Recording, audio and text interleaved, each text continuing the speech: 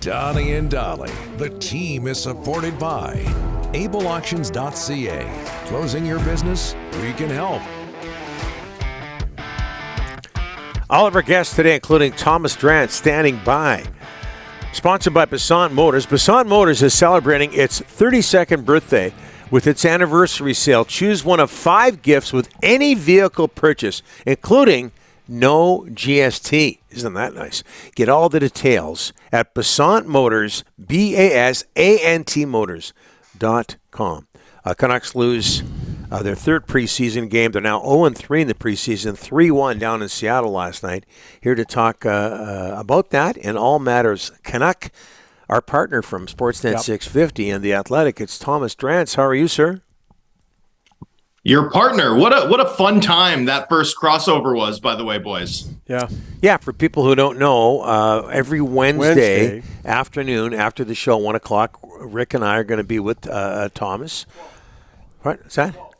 At 12, sorry. 12 o'clock. It just passed 12 o'clock. Yeah. Okay, there's a lot going on here, right? just take it easy. We're going to be with Thomas on Sportsnet 650 and Jamie Dodd. It was a lot of fun. A lot of fun. It was a blast. It was a bit of a gong show. We'll probably get it on the rails at some point, but no, we maybe won't. Maybe Maybe not. Okay, we're complaining about this, Thomas, not about 650 and what we're doing there, but about the Canucks. 3 games in, what or who has stood out at all for you so far? Yeah, it's unfortunate because you were certainly hoping that the race for some of those open spots in the lineup, whether it's the fourth line wing spots or the, a vacant 6th defenseman spot, the race for 7th or maybe even 8th defenseman on the roster, you were hoping that those would be really competitive, really tightly contested.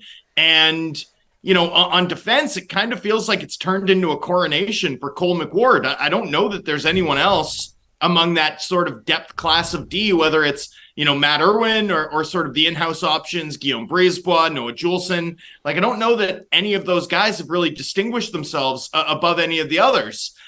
Christian Wolanin had a really tough night in Seattle, was sort of directly at fault on both of Seattle's first 2 goals. That's unfortunate given what he accomplished in the American League last year and what he did for this team down the stretch, where his ability to make a first pass was such a relief. A welcome relief. And then, up front, Oman, Studnicka, Joshua, I think that's probably the clear front runners. Archdeep Baines has been a nice story, but I don't know that he's knocked the door down. Linus Karlsson, I'd expect we'll see him play some NHL games. There's been some things to like. But again, when you consider what I saw last night in Seattle, right? Because I just got back. I literally just got off the I-5 and sat down immediately. I saw Shane Wright, Ty Karche, and Riker Evans, the defenseman for the Seattle Kraken, young guy drafted 2 years ago, was incredible in the American League during their run to the Calder Cup final last season. And it's those were 3 of their best players. Those were 3 of their best players. They're all 22 or younger. In Shane Wright's case, in Riker Evans' case, we're talking about guys with real pedigree, 1st or 2nd round picks. They were standouts. They were standouts. As much as we look at that Kraken roster and think, well, the Canucks have more high-end talent, the Kraken look like they're getting the sorts of performances from fringe roster guys that you were certainly hoping the Canucks would get something more closely approximating. It just feels like the people who are going to win jobs here are almost going to back into it, right? It's been a turtle derby as opposed to an all-out sprint to fill out this roster. And I'm sure, there's still a week left in the preseason. Things will start to ramp up. The thing I'll tell you I'm not worried about is the Canucks not having a win yet. The thing I'm not worried about is the JT Miller, Brock Besser line was a little bit quiet. I don't care. JT Miller's going to be fine. We know who he is. I'm not worried at all about that.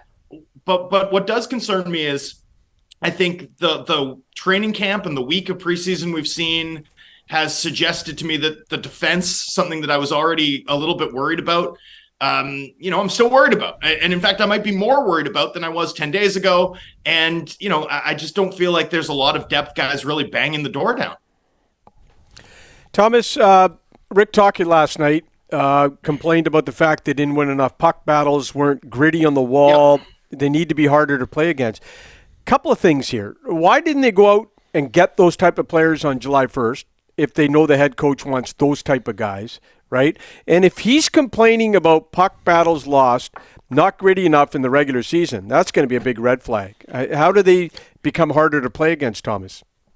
Well, it's tough with the composition of the roster, something we've been talking about for a long time, especially when you talk about, think about Wednesday, right? Think about Wednesday. Think about how Darnell Nurse and Leon Draisaitl and even Connor McDavid carried themselves, right?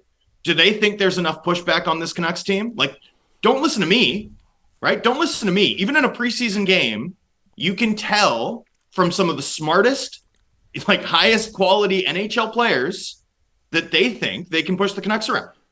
Like, you don't have to be an expert. You don't have to be credentialed to know that. And look, if Connor McDavid thinks something, give that precedence over your own opinion. That guy knows what he's doing. That guy knows how to score and win in the NHL. And then you look at last night, and they've got this Beauvillier, Hughes, Suter, Connor Garland line, and that line manufactures Vancouver's only goal.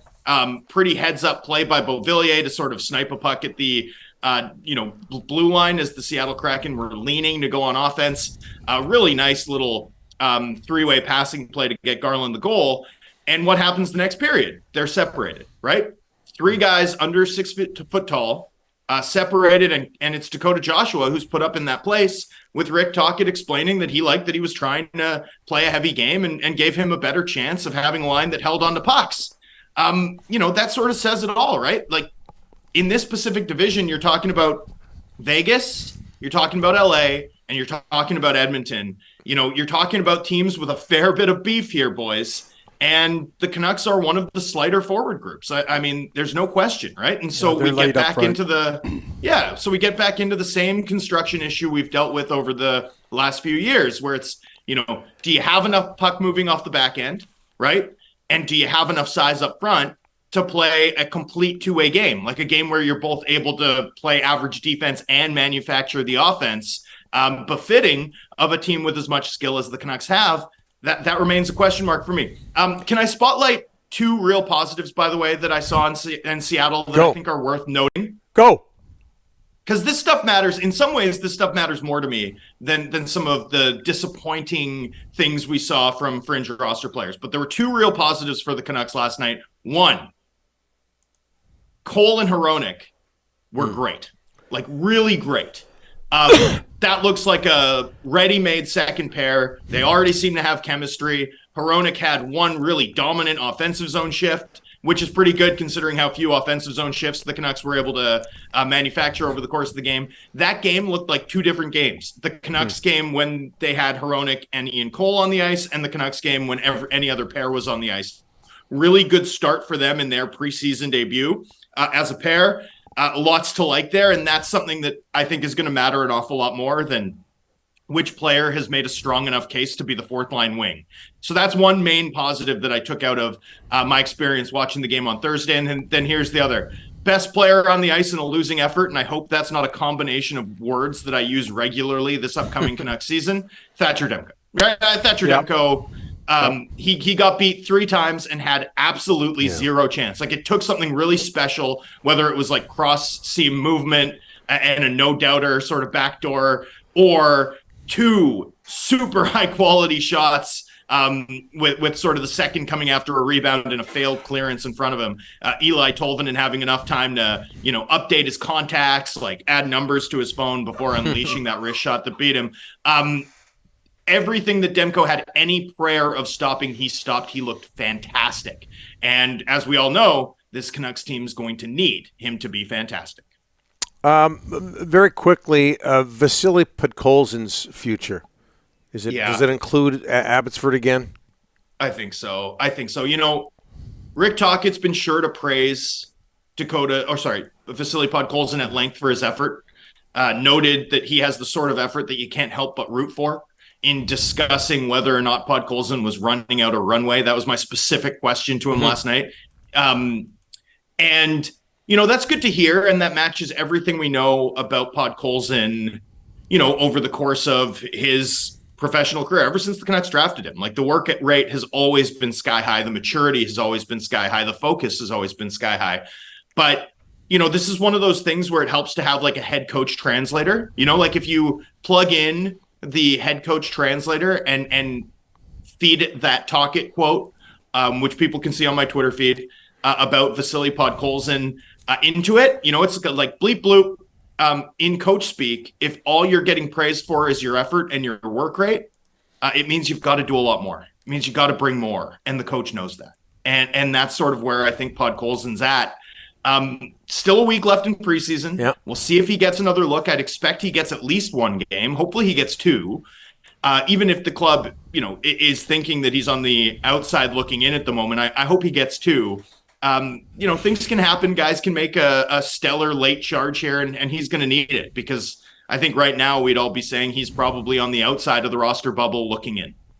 Thomas, thanks for this, and we'll see you December 14th when you're part of the ceremony to induct Roberto Luongo into the Ring of Honor. Thanks for this. I appreciate it. Why would I be part of a ceremony that's because he's your buddy from Florida. That's why. I know, but it's not befitting of his contributions to the organization. Yeah. Yeah.